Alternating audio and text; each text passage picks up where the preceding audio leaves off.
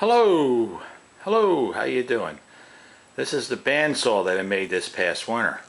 I got the plans off the internet.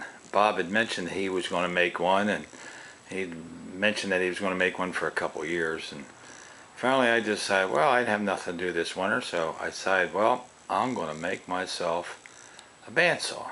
Because my Craftsman bandsaw, 20 years old or 25 years old, and anyway, it just didn't do the job. And the whole thing is made out of wood. There's very little metal in this bandsaw. There's only a metal guide, a metal safety guard, which sits right here. That's the metal safety guard. I have a metal box, electrical box. Of course, I have a metal bar put down there to help hook the bandsaw to the sawhorse I've made. And I deviated from the plans that were on the internet only because my motor, the motor that I could get, which I got at Harbor Freight, it's a 1 horsepower motor, was supposed to sit in here, right in that gap right there, right where that metal plate is. But the motor was too tall, so I had to improvise. And as you can see, while I've got the camera here, you can see it's all laminated. This whole thing is laminated. If you take a look at it, there's 1, 2, 3, 4, 5, 6, 7, 8, 9. Okay, that's on the base. And as I come up, you'll see this is a great big S, like a Superman S. Okay, and you can see all it is 3/4 inch pine.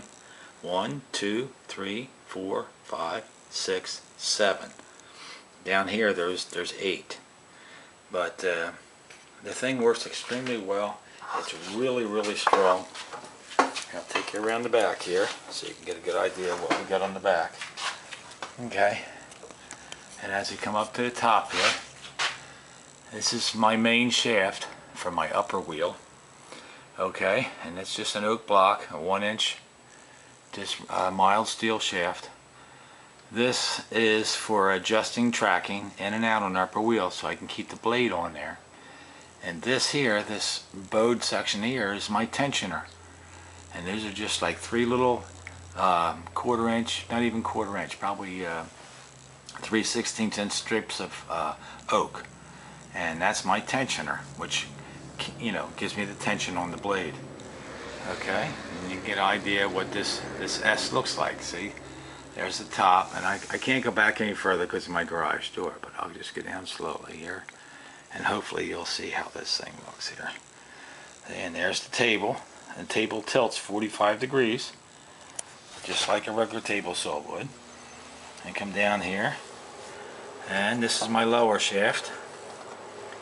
Okay, and come over here, and that's a hookup for a vacuum, which doesn't catch all of the dust, but it catches a fair amount. Keep you from getting too dusty. Now I'm going to go on up. I'm going to show you the bottom of the table. And there's my table. I'll loosen these nuts. I got one in the front and one in the back. And this is my curve here. My whole table will rotate and it'll go down to 45 degrees. So if I had to cut something out on a 45 degree angle, it works. It's a 3/4 inch piece of plywood on top. All I did for the top was I really sanded it very, very well. It's single side finish plywood, and I just used a polyurethane, a water-based polyurethane, which actually works out better than the oil-based. I don't think I'll ever use oil-based urethane again. I love this water stuff. It dries faster, it's less tacky, less problems. Okay, now I'm going to come around the front of this thing, give you a little show here. Hopefully I'm not too jerky. So what I'm going to do now is I'm going to set this camera back in a holder, and this is the front of the bandsaw. This is a cover. It's just 1/8 inch plywood on a frame that I made. And there's a light I got.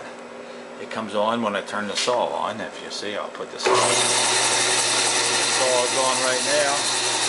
I can adjust this down for my work. Really, really bright. Really nice. Okay, I'm going to take the cover off this thing now, just to show you what the inside looks like.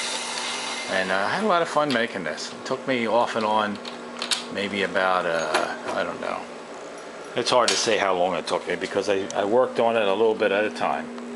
I got 4 nuts here, 4 wing nuts. All I did was put all thread into a wing nut and I welded it on there. These are some of the other metal parts. Okay. I've got one here I don't have to take off all completely. It's a slot. Okay. And I've got one down here that I must take off. And we'll pop this cover off. Okay. It was a lot of fun. It took me a few hours to do. Okay. Probably I worked on and off it a couple months, I guess, off and on. It's hard to say. This cover sometimes sticks because of humidity, but this cover, I'll go set this down for a second. There we go.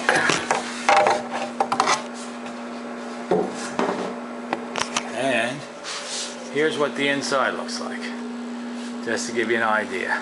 Okay. Okay. Got it? I think that's probably pretty good right there. Alright. Come up to the top here and show you. I got these things finally balanced. I did it. I put a bearing within a bearing. These bearings are just pressed into the plywood. And I used my truck and a hydraulic jack. The weight of my truck and a hydraulic jack, and I pushed them babies right on in there. And they ain't ever coming out. I mean, they fit really tight. And of course, here's the bottom, just to show you. Okay. And there's the front. Okay, you can see that adjuster. And I'll give you a close-up of my blade guide. That's my blade guide. Nothing simple or nothing difficult. I just got a bearing that sits in the back. Alright, you see the bearing there in the back. One bearing there. And then my blade guide is nothing more than oak, solid oak. Oak's nice hardwood. They wear out. It's no problem. Of course, I've made my adjustments. I use T-nuts so I can adjust my blade guide. And I did something very similar on the bottom. It's a little harder to see up there, but it's basically the same thing. And I'm here to tell you, this thing can cut wood. So I'm going to pause it right here, and I'm going to put the cover back on. I got a cut hunk of wood, and I'll show you what I can do with this thing. It is amazing.